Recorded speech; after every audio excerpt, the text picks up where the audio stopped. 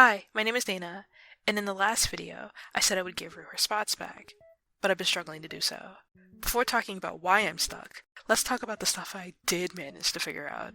I didn't mention this in the previous video, but I also wanted to work on Rue's dress. So this is the design I showed in the last video. This isn't a bad design. I actually love the puff sleeves. That's something I plan on keeping, even though I'm not sure how she would make the puff sleeves out of the material she has access to.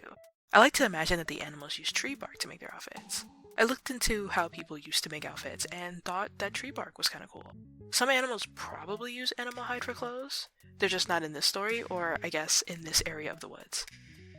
But yeah, I'm just gonna ignore however she makes the puff sleeves, because I think they're cute. It's kind of like how I don't know how she could get that dark of a pink color by just dyeing her clothes with flowers. My main problem with this design is the undershirt, or whatever it's meant to be. That's just what I've been calling it once I realized I didn't like it.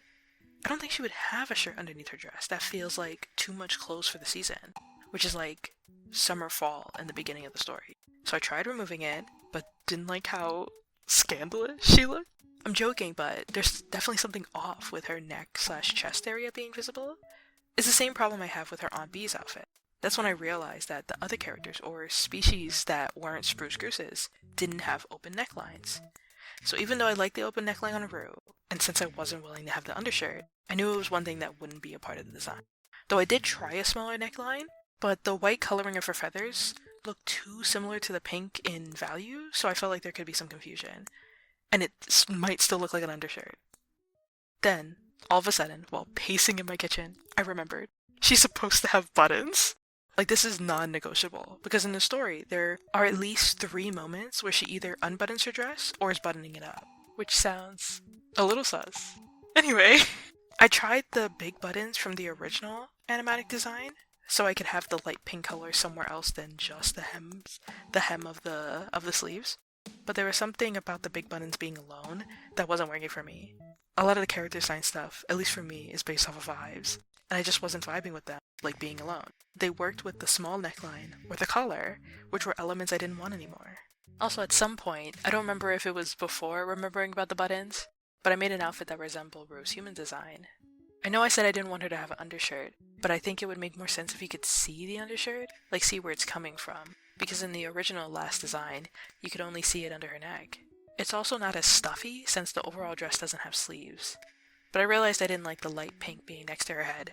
The contrast wasn't that strong. I'm kind of annoyed because I think this outfit is really cute.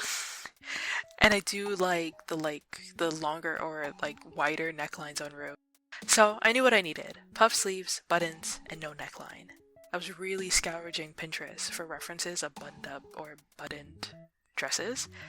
And I was seeing some that had this high set of buttons. Like they were higher on the dress with none on the skirt. The skirt. Crazy. The skirt.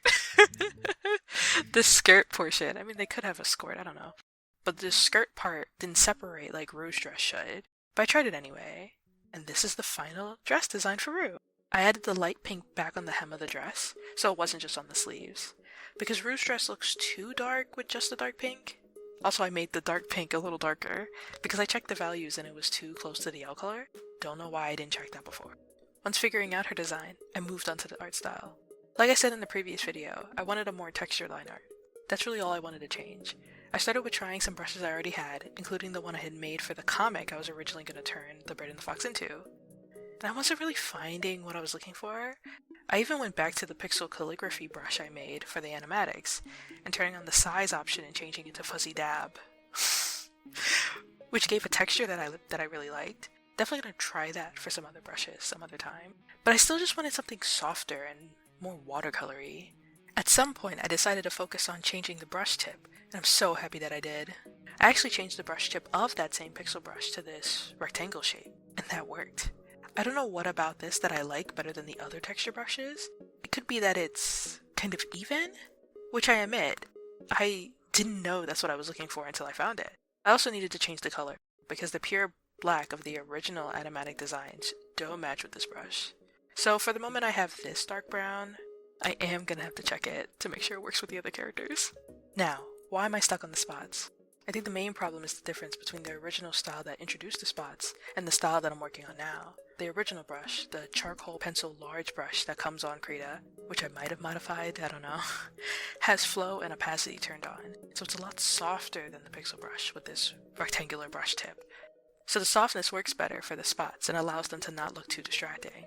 But with my new brush, the spots were too dark, on a face in specific, because you couldn't see where the eyes start and the spots or stripes or dots begin. I know I've been saying spots, but I was mainly trying stripes and dots. Spots would be more random in my opinion, but I like saying spots, so I'm going to keep saying them. So then I tried lightening the spots, but that wasn't really working, and I couldn't find a good color that I liked. Plus I didn't really want to add another color to Rue's color palette. So then I tried making a pattern. That failed completely, but I know this is definitely what I'm looking for, because it makes sense to have a pattern or a texture than having to draw each dot out. So I looked through Krita's textures for inspiration. I found this one and love it, but not enough for that to be the pattern that I'm going with. I think the dots or the spacing is too small, and it might be a little too chaotic. I'm actually not sure. I need to work on it some more, but I wanted to show you guys what I've been working on. And honestly, I could have struggled with this forever before telling you guys anything. I didn't want to work on this in a vacuum. I did that while writing the Bird and the Fox script. I'm not doing that again. I will by the next video figure out her spots design. Or not. I'm kind of realizing I could finalize things once I'm working on the actual animatics, since the spots will be a never-changing pattern that I could just plop over my work. The next video will be those animated turnarounds of Rue and Kira I mentioned in the last video. I've already started them. I will most likely make animated turnarounds for all characters. I actually don't know if I'm supposed to do that or not, but it kind of makes sense. So look forward to seeing those. If you have any questions, ask me in the comments. See you later!